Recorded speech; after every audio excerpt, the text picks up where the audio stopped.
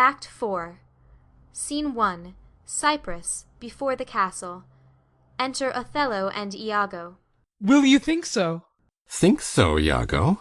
What, to kiss in private? An unauthorized kiss. Or to be naked with her friend in bed an hour or more, not meaning any harm? Naked in bed, Iago, and not mean harm? It is hypocrisy against the devil. They that mean virtuously, and yet do so, the devil their virtue tempts, and they tempt heaven. So they do nothing, 'tis a venial slip. But if I give my wife a handkerchief— What then? Why then, 'tis hers, my lord, and being hers, she may, I think, bestow it on any man. She is protectress of her honour, too. May she give that? Her honour is an essence that's not seen. They have it oft that have it not. But for the handkerchief— By heaven, I would most gladly have forgot it. Thou saidst, oh, it comes o'er my memory as doth the raven o'er the infected house, boding to all, he had my handkerchief. Ay, what of that? That's not so good now. What if I had said I had seen him do you wrong? Or heard him say, as knaves be such abroad, who having by their own importunate suit, or voluntary dotage of some mistress, convinced or supplied them, cannot choose but they must blab. Hath he said anything? He hath, my lord, but be you well assured, no more than he'll unswear. What hath he said? Faith, that he did— I know not what he did. What? What? Lie. With her? With her, on her, what you will. Lie with her? Lie on her? We say lie on her when they belie her. Lie with her? That's fulsome. Handkerchief. Confessions, handkerchief. To confess and be hanged for his labour. First to be hanged and then to confess. I tremble at it. Nature would not invest herself in such shadowing passion without some instruction. It is not words that shake me thus. Pish! Noses, ears, and lips. Is it possible? Confess. Handkerchief. Oh, devil! Falls in a trance. Ha! Work on, my medicine, work! Thus credulous fools are caught, and many worthy and chaste dames even thus, all guiltless, meet reproach. What ho, my lord! My lord, I say! Othello! Enter Cassio. How now, Cassio? What's the matter? My lord is fallen into an epilepsy. This is his second fit. He had one yesterday. Rub him about the temples. No, forbear. The lethargy must have his quiet course. If not, he foams at mouth, and by breaks out to savage madness. Look, he stirs. Do you withdraw yourself a little while. He will recover straight. When he is gone, I would on great occasion speak with you. Exit Cassio. How is it, General? Have you not hurt your head? Dost thou mock me? I mock you? No, by heaven. Would you would bear your fortune like a man. A horned man's a monster and a beast. There's many a beast, then, in a populous city, and many a civil monster. Did he confess it? Good sir, be a man. Think every bearded fellow that's but yoked may draw with you. There's millions now alive that nightly lie in those unproper beds which they dare swear peculiar. Your case is better. Oh, 'tis the spite of hell, the fiend's arch mock, to lip a wanton in a secure couch, and to suppose her chaste. No, let me know, and knowing what I am, I know what she shall be. Oh, thou art wise, 'tis certain. Stand you a while apart. Confine yourself but in a patient list. Whilst you were here o'erwhelmed with your grief, a passion most unsuiting such a man, Cassio came hither. I shifted him away, and laid good scuse upon your ecstasy. Bade him anon return, and here speak with me, the which he promised. Do but encave yourself, and mark the fleers, the gibes, and notable scorns that dwell in every region of his face. For I will make him tell the tale anew, where, how oft, how long ago, and when he hath and is again to cope your wife. I say, but mark his gesture, marry patience, or I shall say you are all in a spleen, and nothing of a man. Dost thou hear, Iago? I will be found most cunning in my patience, but, dost thou hear, most bloody. That's not amiss. but yet keep time in all. Will you withdraw? Othello withdraws. Now will I question Cassio of Bianca, a housewife that, by selling her desires, buys herself bread and clothes. It is a creature that dotes on Cassio, as 'tis the strumpet's plague to beguile many and be beguiled by one. He, when he hears of her, cannot refrain from the excess of laughter. Here he comes. As he shall smile, Othello shall go mad, and his unbookish jealousy must construe poor Cassio's smiles, gestures, and light behaviour quite in the wrong. Re-enter Cassio. How do you now, Lieutenant? The worser that you give me the addition whose want even kills me. Ply Desdemona well, and you are sure on't. Speaking lower. Now, if this suit lay in Bianca's power, how quickly should you speed? Alas, poor caitiff. Aside. Look how he laughs already. I never knew a woman love man so. Alas, poor rogue. I think, i' faith, she loves me. Aside. Now he denies it faintly and laughs it out. Do you hear, Cassio? Now he importunes him to tell it o'er. Go to, well said, well said. She gives it out that you will marry her. Do you intend it? Ha ha ha ha. Do you triumph, Roman? Do you triumph? I marry her. What? A customer. I prithee bear some charity to my wit. Do not think it so unwholesome. Ha ha ha ha. So, they laugh that win. Faith, the cry goes that you shall marry her. Prithee, say true. I am a very villain else. Have you scored me? Well. This is the monkey's own giving out. She is persuaded I will marry her, out of her own love and flattery, not out of my promise. Iago beckons me. Now he begins the story. She was here even now. She haunts me in every place. I was the other day talking on the sea-bank with certain Venetians, and thither comes the bauble, and falls thus about my neck. Crying, "Oh dear Cassio," as it were. His gesture imports it. So hangs, and lulls, and weeps upon me. So hails and pulls me. Now he tells how she plucked him to my chamber. Oh, I see that nose of yours, but not that dog I shall throw it to. Well, I must leave her company. Before me, look where she comes. 'Tis such another fits you. Marry, a perfumed one. Enter Bianca. What do you mean by this haunting of me? Let the devil and his dam haunt you. What did you mean by that same handkerchief you gave me even now? I was a fine fool to take it. I must take out the work. A likely piece of work that you should find it in your chamber, and not know who left it there. This is some minx token, and I must take out the work? There, give it your hobby horse. Wheresoever you had it, I'll take out no work on't. How now, my sweet Bianca? How now? How now? By heaven, that should be my handkerchief. And you'll come to supper tonight, you may, and you will not come when you are next prepared for. Exit. After her, after her. Faith, I must. She'll rail in the street, else. Will you sup there? Faith, I intend so. Well, I may chance to see you, for I would very fain speak with you. Prithee, come, will you? Go to, say no more. Exit Cassio. Coming forward. How shall I murder him, Iago? Did you perceive how he laughed at his vice? Oh, Iago. And did you see the handkerchief? Was that mine? Yours, by this hand. And to see how he prizes the foolish woman your wife. She gave it him, and he hath given it his whore. I would have him 9 years a-killing. A fine woman, a fair woman, a sweet woman. Nay, you must forget that. Ay, let her rot and perish and be damned tonight, for she shall not live. No, my heart is turned to stone. I strike it, and it hurts my hand. Oh, the world hath not a sweeter creature. She might lie by an emperor's side and command him tasks. Nay, that's not your way. Hang her! I do but say what she is. So delicate with her needle, an admirable musician. Oh, she will sing the savageness out of a bear, of so high and plenteous wit and invention. She's the worse for all this. Oh, 1,000 times.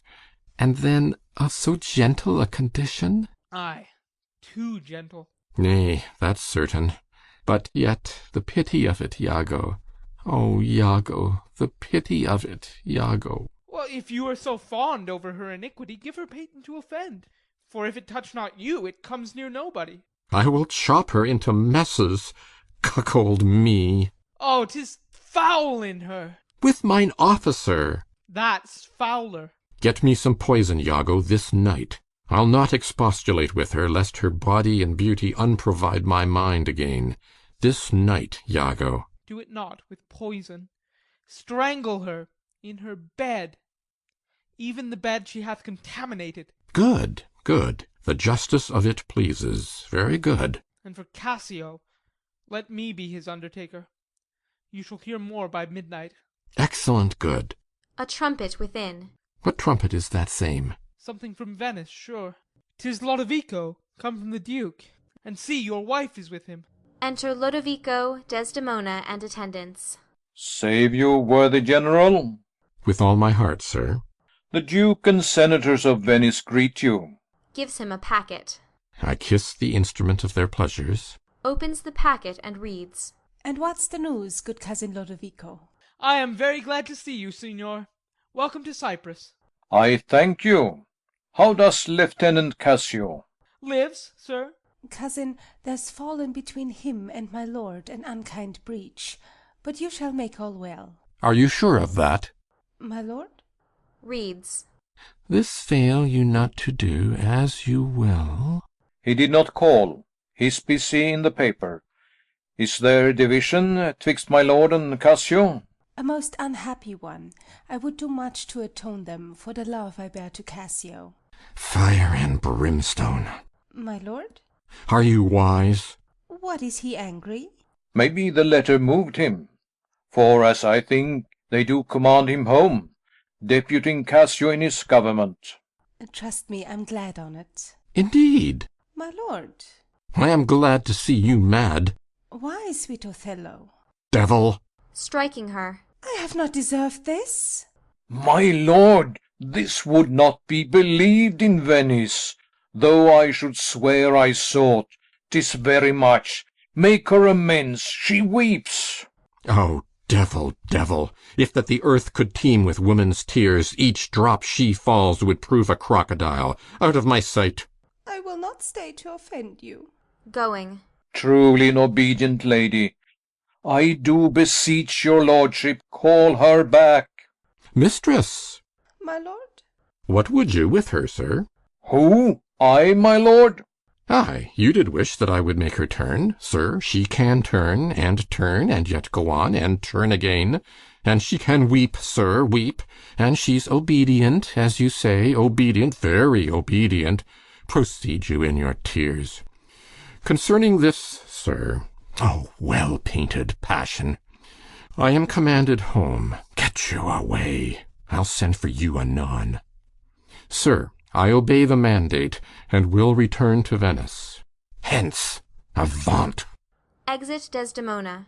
Cassio shall have my place. And, sir, tonight I do entreat that we may sup together. You are welcome, sir, to Cyprus. Goats and monkeys. Exit. Is this the noble Moor whom our full senate call all in all sufficient? Is this the nature whom passion could not shake, whose solid virtue the shot of accident nor dart of chance could neither graze nor pierce? He is much changed. Are his wits safe? Is he not light of brain? He's that he is. I may not breathe my censure what he might be. If what he might, he is not. I would to heaven he were. What, strike his wife? Faith, that was not so well. Yet would I knew that stroke would prove the worst. Is it his use, or did the letters work upon his blood, and new create this fault? Alas, alas, it is not honesty in me to speak what I have seen and known. You shall observe him, and his own courses will denote him so that I may save my speech. Do but go after and mark how he continues. I am sorry that I'm deceived in him. Exeunt. Scene 2. Cyprus. A room in the castle. Enter Othello and Emilia.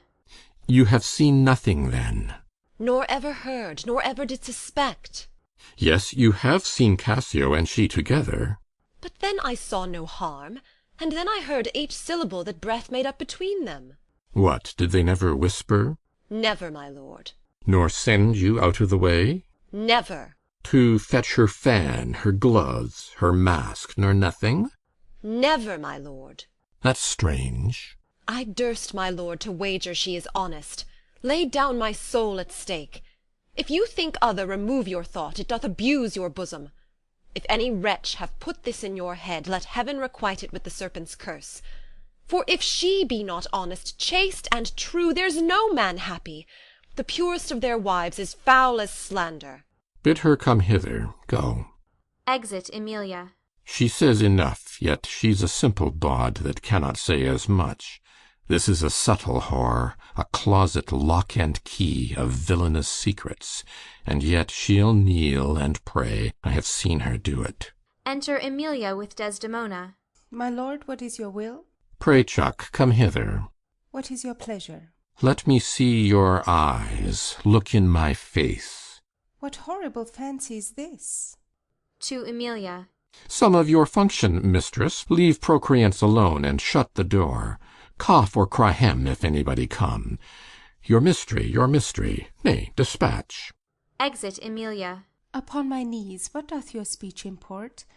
I understand a fury in your words, but not the words. Why, what art thou? Your wife, my lord, your true and loyal wife. Come, swear it. Damn thyself, lest being like one of heaven, the devils themselves should fear to seize thee. Therefore be double damned. Swear thou art honest. Heaven doth truly know it. Heaven truly knows that thou art false as hell. To whom, my lord? With whom? How am I false? Oh, Desdemona, away, away, away. Alas, the heavy day! Why do you weep? Am I the motive of these tears, my lord? If haply you my father do suspect an instrument of this your calling back, lay not your blame on me. If you have lost him, why, I have lost him too. Had it pleased heaven to try me with affliction, had they rained all kinds of sores and shames on my bare head, steeped me in poverty to the very lips, given to captivity me and my utmost hopes, I should have found in some place of my soul a drop of patience.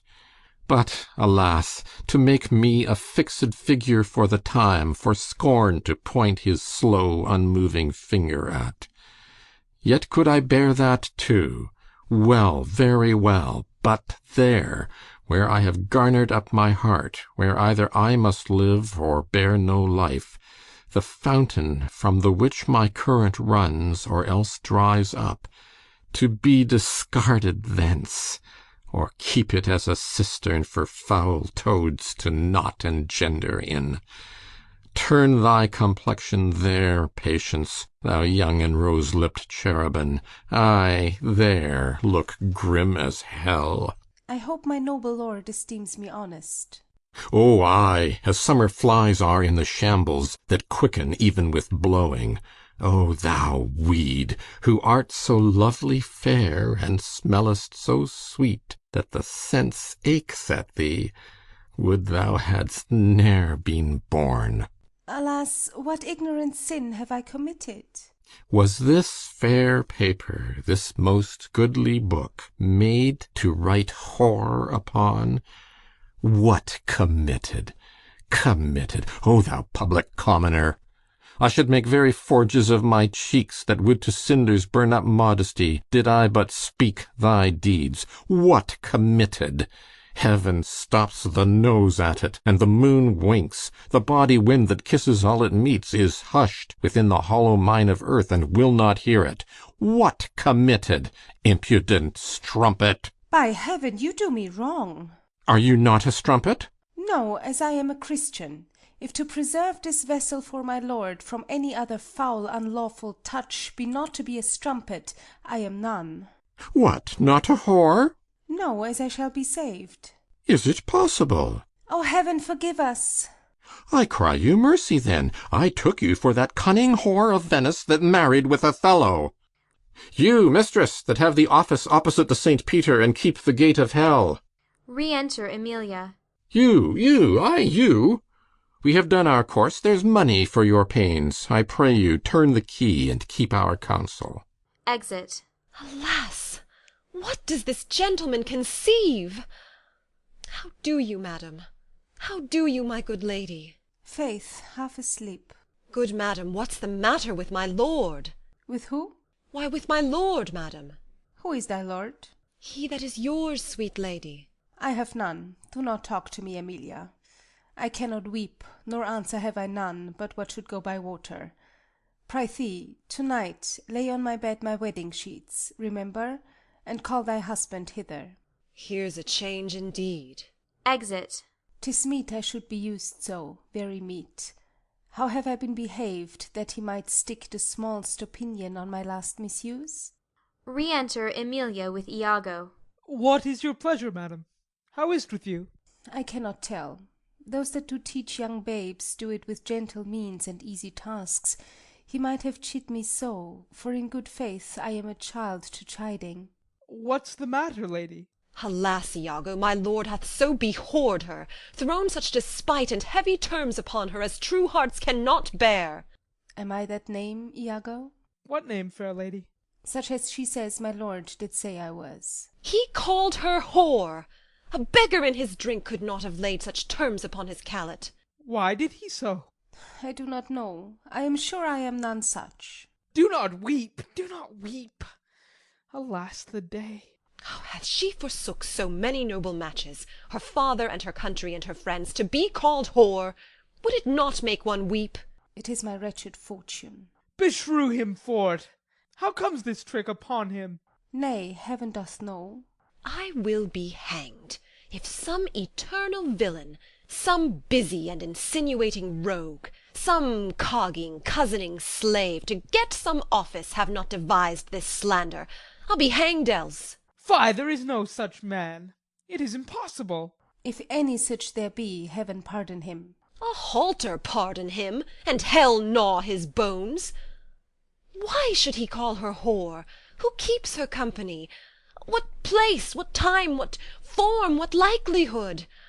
The more's abused by some most villainous knave, some base, notorious knave, some scurvy fellow. O heaven, that such companions thou'dst unfold, and put in every honest hand a whip to lash the rascals naked through the world, even from the east to the west. Speak within the door. O fie upon them! Some such squire he was that turned your wit the seamy side without, and made you to suspect me with the more. You are a fool. Go to.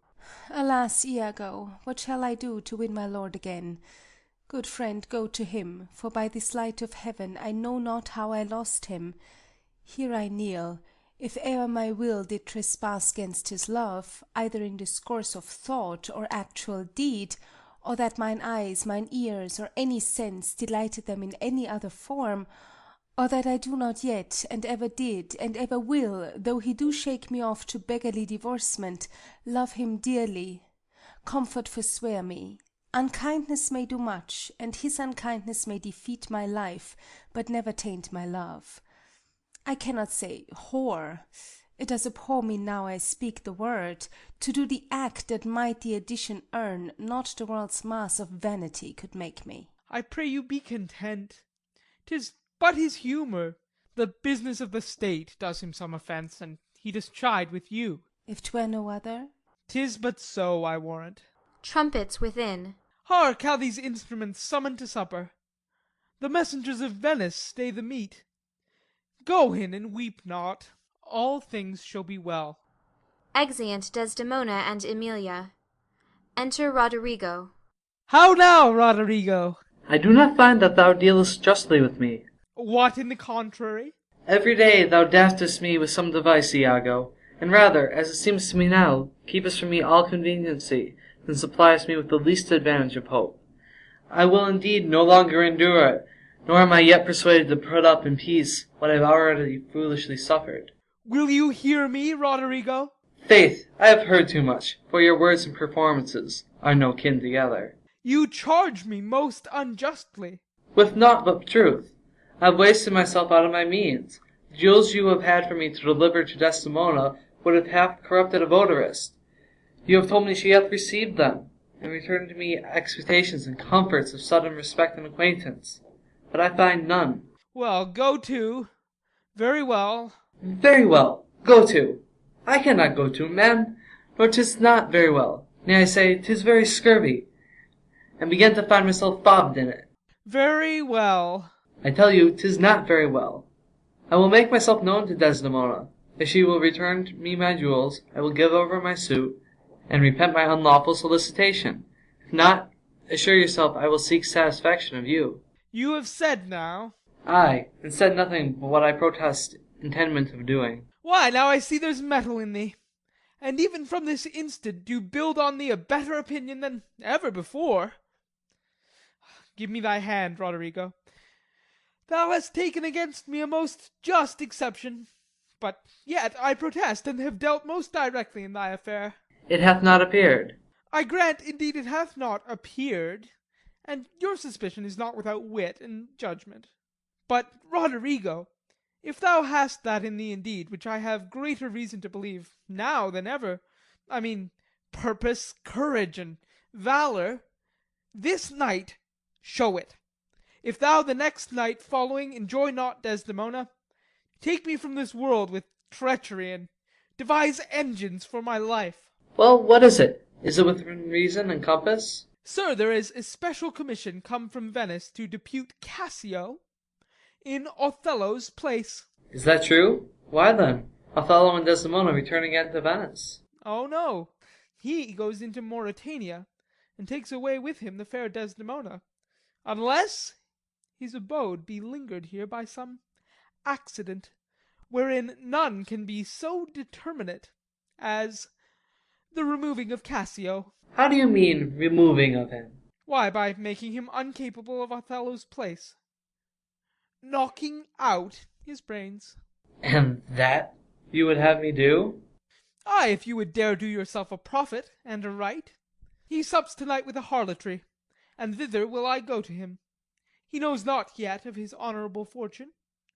If you will watch his going thence, which I will fashion to fall out between 12 and 1, you may take him at your pleasure. I will be near to second your attempt, and he shall fall between us. Come, stand not amazed at it, but go along with me. I will show you such a necessity in his death, that you shall think yourself bound to put it on him. It is now nigh supper time, and the night grows to waste. About it! I will hear further reason for this. And you shall be satisfied. Exeunt. Scene 3. Cyprus, another room in the castle. Enter Othello, Lodovico, Desdemona, Emilia, and attendants. I do beseech you, sir, trouble yourself no further. Oh, pardon me, 'twill do me good to walk. Madam, good night. I humbly thank your ladyship. Your honour is most welcome. Will you walk, sir? Oh, Desdemona. My lord? Get you to bed on the instant. I will be returned forthwith. Dismiss your attendant there. Look it be done. I will, my lord. Exeunt Othello, Lodovico, and attendants. How goes it now? He looks gentler than he did. He says he will return incontinent. He hath commanded me to go to bed, and bade me to dismiss you. Dismiss me? It was his bidding, therefore, good Emilia, give me my nightly wearing, and adieu. We must not now displease him. I would you had never seen him. So would not I. My love doth so approve him, that even his stubbornness, his checks, his frowns, prithee unpin me, have grace and favour in them. I have laid those sheets you bade me on the bed. All's one. Good faith, how foolish are our minds! If I do die before thee, prithee, shroud me in one of those same sheets. Oh, come, come, you talk. My mother had a maid called Barbara. She was in love, and he she loved proved mad, and did forsake her. She had a song of Willow, an old thing it was, but it expressed her fortune, and she died singing it. That song to-night will not go from my mind. I have much to do, but to go hang my head all at one side, and sing it like poor Barbara. Prithee, dispatch. Shall I go fetch your nightgown? No, unpin me here. This Lodovico is a proper man. A very handsome man. He speaks well.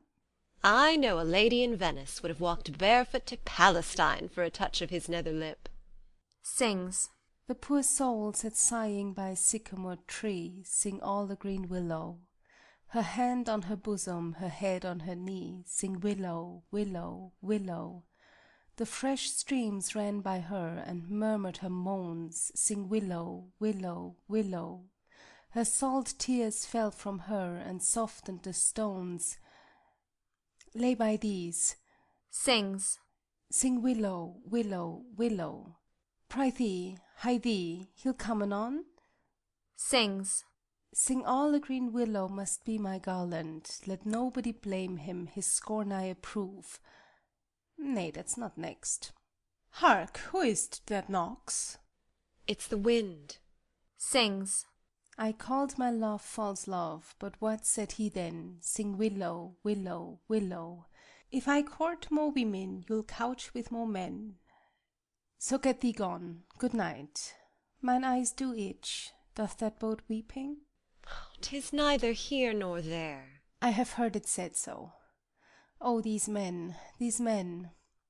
Dost thou in conscience think, tell me, Emilia, that there be women do abuse their husbands in such gross kind? There be some such, no question. Wouldst thou do such a deed for all the world? Why? Would not you? No, by this heavenly light. Nor I neither by this heavenly light. I might do it as well in the dark. Wouldst thou do such a deed for all the world? The world's a huge thing. It is a great price for a small vice. In troth, I think thou wouldst not. In troth, I think I should, and undo it when I had done. Marry, I would not do such a thing for a joint ring, nor for measures of lawn, nor for gowns, petticoats, nor caps, nor any petty exhibition, but for the whole world. Why, who would not make her husband a cuckold to make him a monarch? I should venture purgatory for it. Beshrew me if I would do such a wrong for the whole world. Why, the wrong is but a wrong o' the world, and having the world for your labour, 'tis a wrong in your own world, and you might quickly make it right. I do not think there is any such woman. Yes, a dozen, and as many to the vantage as would store the world they played for. But I do think it is their husbands' faults if wives do fall. Say that they slack their duties, and pour our treasures into foreign laps, or else break out in peevish jealousies, throwing restraint upon us. Or say they strike us, or scant our former having in despite. Why, we have galls, and though we have some grace, yet have we some revenge. Let husbands know their wives have sense like them. They see and smell and have their palates both for sweet and sour, as husbands have. What is it that they do when they change us for others? Is it sport? I think it is. And doth affection breed it? I think it doth. Is't frailty that thus errs? It is so too. And have not we affections, desires for sport and frailty as men have? Then let them use us well. Else let them know, the ills we do, their ills instruct us so. Good night, good night. Heaven me such usage send, not to pick bad from bad, but by bad mend. Exeunt. End of Act 4.